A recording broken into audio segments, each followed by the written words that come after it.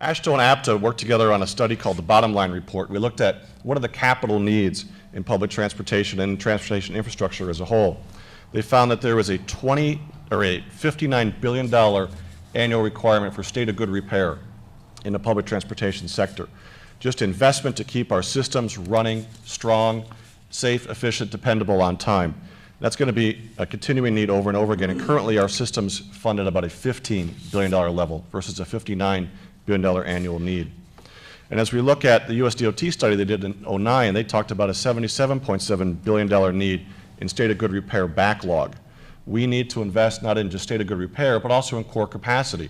As we talked about these people coming more and more riding public transportation, we're seeing full buses, we're seeing full train cars, we're seeing rail lines that are full. They can't put any more trains on them, the platforms are full. We need to add to core capacity so we have the ability to put more and more people on the systems.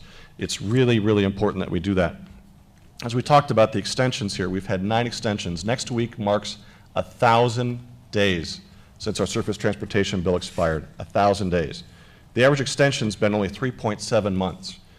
And as Will talked about, let's put it into a set of terms that are easier for people to understand. If you think about our public transportation and our transportation funding as a whole for the last 3 years, it's a bit like getting in a car here in San Francisco and driving to New York, but doing so with only 3 gallons of gas at a time. So you drive, use up 3 gallons, you got to go find a new gas station.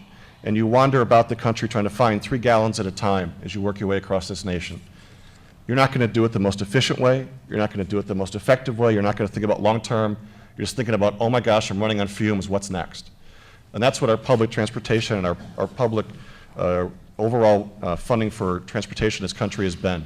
It's time for a long-term bill. It's time to give certainty, to give jobs and ability to look at long-term projects across this nation.